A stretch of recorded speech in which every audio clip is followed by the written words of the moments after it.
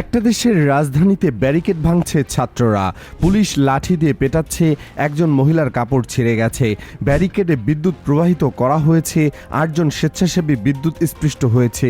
আর এই সব কিছু ঘটছে সেই দেশে যেটা নিজেকে পৃথিবীর সবচেয়ে বড় গণতন্ত্র বলে দাবি করে। কিন্তু সবচেয়ে ভয়ঙ্কর খবরটা হলো আন্দোলনকারীরা এখন আর শুধু শিক্ষামন্ত্রীর পদত্যাগ চাইছে না, তাদের মুখে এখন একটাই স্লোগান, হয় কুর্সি ছোড়ো নয় দেশ ছাড়ো।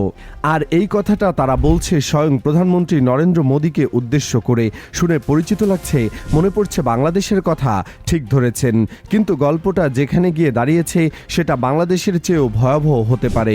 চলুন পুরো চিত্রটা দেখি। কয়েক সপ্তাহ আগের কথা, দিল্লির যন্তর মন্তর, ভারতের প্রতিবাদের ঐতিহ্যবাহী কেন্দ্রবিন্দু, যেখানে একজন মানুষ নীরবে বসে আছেন, তার সামনে শুধু একটু লবণ আর একটু পানি, আর ঠিক কিছু নেই। দিনের পর দিন তিনি শুধু এটুকু খেয়ে বেঁচে আছেন। তার নাম সোনম ওয়াংচুক, পরিবেশকর্মী, শিক্ষাবিদ, লাদাখের সন্তান। তার দাবি ছিল সহজ, ভারতের শিক্ষা ব্যবস্থার দুর্নীতির বিরুদ্ধে ব্যবস্থা নিন, ছাত্রদের ভবিষ্যৎ নিয়ে খেলবেন না। 20 দিন চলল এই অনশন। 20 দিনে তার শরীর থেকে ঝরে গেল প্রায় 9 কেজি ওজন। বিবিসির প্রতিবেদন অনুযায়ী তিনি শারীরিকভাবে এতটাই দুর্বল হয়ে পড়েছিলেন যে তার জীবন ঝুঁকিতে ছিল। কিন্তু মোদী সরকার কি করল? তারা কি তার কথা শুনল? তারা কি তার দাবির প্রতি একটুও মনোযোগ দিল? না, তারা যেটা করলো সেটা শুনলে আপনার রক্ত গরম হয়ে যাবে। দিল্লি পুলিশ এসে সাদা চাদর দিয়ে ঢেকে তাকে জোর করে তুলে নিয়ে গেল অনশন মঞ্চ থেকে। একজন মানুষ যিনি শান্তিপূর্ণভাবে তার কথা বলছিলেন, কারো ক্ষতি করছিলেন না, শুধু না খেয়ে বসেছিলেন, তাকে জোর করে সরিয়ে দেওয়া হলো। দিল্লি হাইকোর্টের নির্দেশে পরে তাকে হাসপাতালে ভর্তি করা হয়। হাসপাতাল কর্তৃপক্ষ জানিয়েছে দীর্ঘ অনশনে তার শারীরিক অবস্থা অত্যন্ত নাজুক। কিন্তু সোনম ওয়াংচুককে হাসপাতালে পাঠিয়ে কি আন্দোলন থামানো গেল? একদম না, বরং এই ঘটনাই যেন আগুনে বারুদ ঢেলে দিল। সোনম ওয়াংচুককে জোর করে সরিয়ে দেওয়ার পর ঠিক যেটা ঘটল সেটা মোদী সরকার কল্পনাও করতে পারেনি। পুরো আন্দোলনটা একটা সম্পূর্ণ নতুন মাত্রা পেয়ে গেল। ককরোচ জনতা পার্টি নামের একটি ছাত্র ও সামাজিক সংগঠন, যেটা ইতিমধ্যেই নিট পরীক্ষায় প্রশ্নপত্র ফাঁস এবং সিবিএসই দুর্নীতির বিরুদ্ধে আন্দোলন করছিল, তারা ঘোষণা দিল এবার আর শুধু শিক্ষামন্ত্রীর পদত্যাগ নয়, এবার দাবি হলো স্বয়ং প্রধানমন্ত্রীর পদত্যাগ।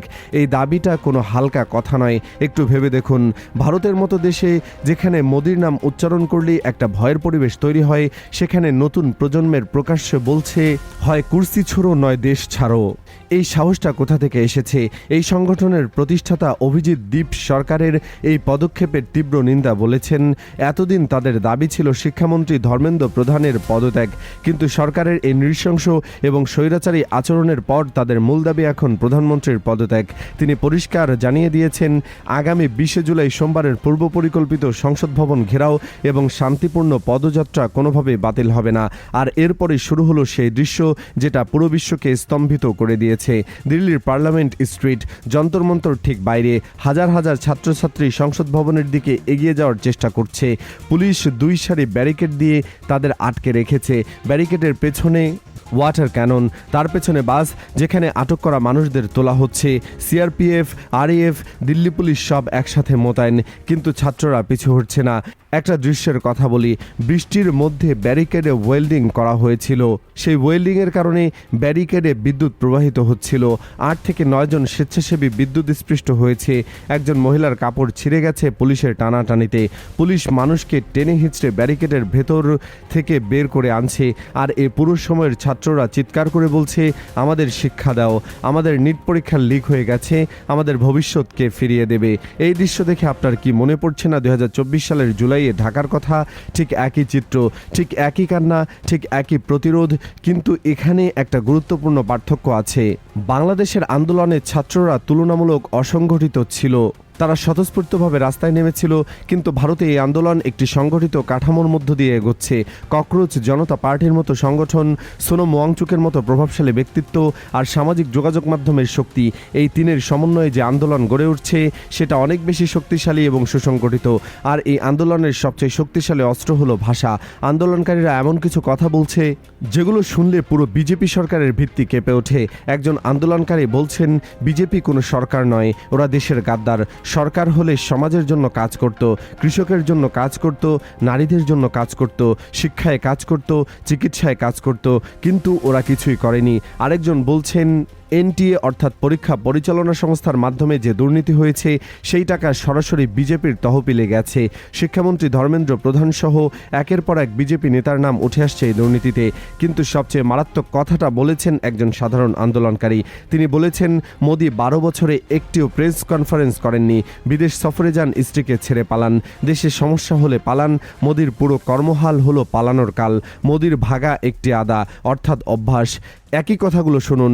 ভারতের মতো দেশে যেখানে মোদি ভক্তি প্রায় ধর্মের পর্যায়ে পৌঁছে গিয়েছিল, সেখানে সাধারণ মানুষ প্রকাশ্যে এমন কথা বলছে, এটা কি সামান্য বিষয়? এখন প্রশ্ন হলো, এই আন্দোলন কতদূর গড়াতে পারে? এখানে কয়েকটা বিষয়ে আলোচনা করা দরকার। প্রথমত, ভারতের বিরোধী দলগুলো এবার আগের যে কোনো সময়ের চেয়ে সক্রিয়। দিল্লির মুখ্যমন্ত্রী অরবিন্দ কেজরিওয়াল সহ প্রধান বিরোধী নেতারা পুলিশের এই দমনের তীব্র সমালোচনা করছেন। তারা এটাকে গণতন্ত্রের উপর আঘাত এবং শান্তিপূর্ণ আন্দোলন দমনের চেষ্টা বলে মন্তব্য করেছেন। দ্বিতীয়ত, নিট পরীক্ষায় প্রশ্নপত্র ফাঁস শুধু একটি পরীক্ষার সমস্যা নয়, এটা ভারতের পুরো শিক্ষা ব্যবস্থার পচনধরা কাঠামোর প্রতীক। কোটি কোটি পরিবার যারা তাদের সন্তানদের ডাক্তার বানানোর স্বপ্ন দেখেন, সর্বস্ব বিনিয়োগ করে, তাদের ক্ষোভ এখন আর কোনো দলীয় সীমানায় আটকে নেই, এই ক্ষোভ সার্বজনীন। তৃতীয়ত, এবং এটাই সবচেয়ে গুরুত্বপূর্ণ, এই আন্দোলন শুধু নিট পরীক্ষার মধ্যে সীমাবদ্ধ নেই, এটা এখন বেকারত্ব, মূল্যবৃদ্ধি, দুর্নীতি, সংখ্যালঘু নিপীড়ন, কৃষকদের সমস্যা সবকিছুর একটা সম্মিলিত বিস্ফোরণে পরিণত হয়েছে। ঠিক যেমনটা বাংলাদেশে হয়েছিল। কোটা সংস্কারের দাবি থেকে শুরু হয় পুরো সরকার পতনের আন্দোলনের রূপ নিয়েছিল। আর এখানে একটা চমকপ্রদ তথ্য আছে। বিজেপির স্বেচ্ছাসেবীরা নিজেরাই পুলিশ এবং প্রশাসনের ওপর গুরুতর অভিযোগ আনছে। তার মানে হলো, দলের ভেতরে অসন্তোষ দানা বাঁধছে। যখন একটি দলের নিজের কর্মীরাই প্রশ্ন তুলতে শুরু করে, তখন বুঝতে হবে পরিস্থিতি সত্যিই গুরুতর। এখন একটু গভীরে যাওয়া যাক। মোদী সরকারের এই দমননীতি কেন কাজ করছে না? কারণটা সহজ। এই প্রজন্ম আর আগের প্রজন্ম এক নয়। এরা ডিজিটাল নেটিভ, এদের হাতে স্মার্টফোন আছে।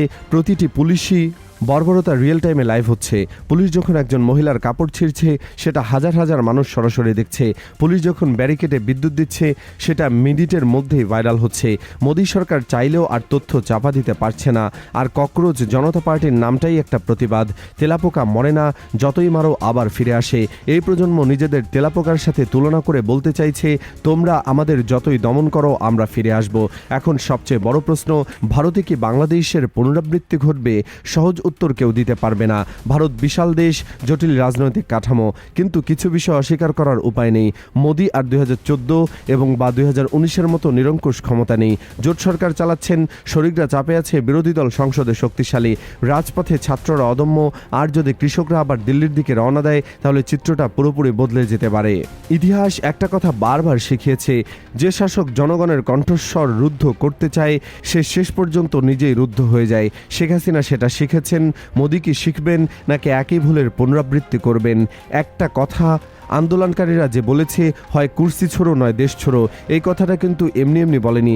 বাংলাদেশের শেখ হাসিনাকে শেষ পর্যন্ত দেশই ছাড়তে হয়েছিল। ভারতের ছাত্ররা এই ইতিহাস জানে। তারা জানে, জনগণের ক্ষোভ যখন চরমে পৌঁছায়, তখন কোনো সিংহাসনেই টিকে থাকে না। আপনার কি মনে হয়, ভারতের এই ছাত্র আন্দোলন কি সত্যি মোদির কুর্সি কাঁপাতে পারবে, নাকি মোদি কোনোভাবে এই ঝড় সামলে উঠবেন? আর সবচেয়ে বড় প্রশ্ন, ভারতে যদি সত্যিকারের সরকার পতন হয়, তাহলে বাংলাদেশে আশ্রয় নেওয়া সেই পলাতক নেত্রীর কি হবে? কমেন্টে জানান আপনার মতামত। কারণ এই মুহূর্তে দক্ষিণ এশিয়ায় যা ঘটছে, সেটা শুধু একটি দেশের গল্প নয়, এটা পুরো উপমহাদেশের ভবিষ্যতের গল্প। আর সেই গল্পের পরবর্তী অধ্যায় এখনো লেখা হয়নি, সেটা লেখা হবে আগামী কয়েক সপ্তাহে। আর সেই অধ্যায়ের সাক্ষী হতে হলে চোখ কান খোলা রাখুন।